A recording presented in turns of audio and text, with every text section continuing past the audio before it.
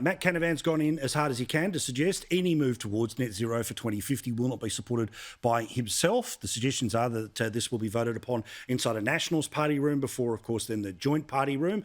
Will we get exactly the same result as we have multiple times when there has been an attempt to move the country towards a certain number, a certain figure? I don't say that in advocacy of it. I just know the politics of the past 10 years. Matt Canavan said, I'm dead set against net zero emissions. Just look at the disaster in the UK is living through. They're switching off their industry to keep their lights on. They're struggling to feed themselves. Net zero emissions would just make us weaker. So I'll ask you, Keith, what's your view about this? Do you think that the Nationals party room is different than it was 5, 10 years ago? What's your sense of this stuff? I'm just dead set against doing dumb things.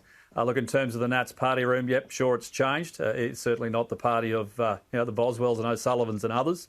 And that's probably a reflection of changes in communities. But my colleagues will put forward their own views, Paul. And at the moment, it's a blank canvas. We don't have a proposal in front of us. But as Australia's Resources Minister, I'll be fighting for every single job in that sector, the sector that has carried this country through the COVID pandemic.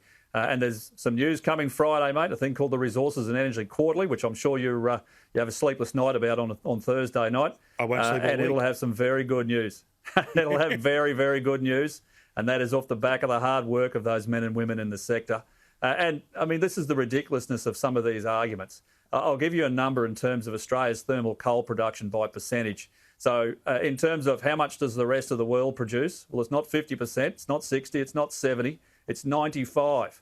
95% of the world's thermal coal is produced elsewhere other than Australia. We are just 5%. It's the highest quality, it's the most efficient. It's mined by some of the best people in the world in Australians, and I'm standing with them. Now, Michael, it feels like what the government is going to try to do here. Again, please don't read this as advocacy. It's just me reading the play, okay? Think of it like a grand final show and we're talking about the strategy, okay?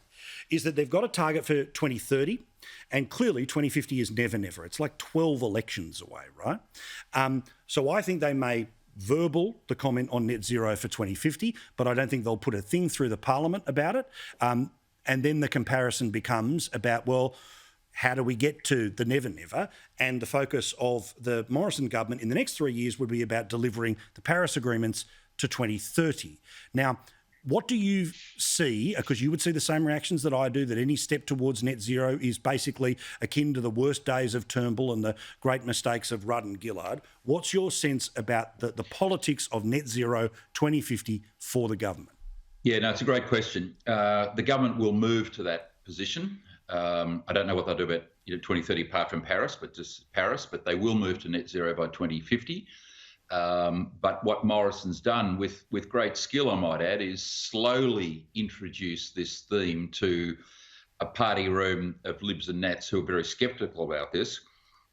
And he's done it very slowly. And during that period, Paul, what they've been doing is trying to work out the roadmap of how you actually get there. I mean, we heard Biden say the other week, well, the technology to get us there hasn't even been invented. Well, Morrison's a little bit more intellectually honest than that. And I know they've been working on ways to explain to the public how you get there without it being a massive blank check. So I've got no doubt the government will announce that policy. You saw Josh Frydenberg leading in that direction the other day. So the politics are, that's the way the world's going, whether you like it or not. Australia can't stand against the international tide, and in the end they'll accept, despite the deep reservations we have. But as Keith Pitt quite rightly says, Australia needs to protect its mining industry, because without the mining industry, the Australian economy would be in a disastrous state.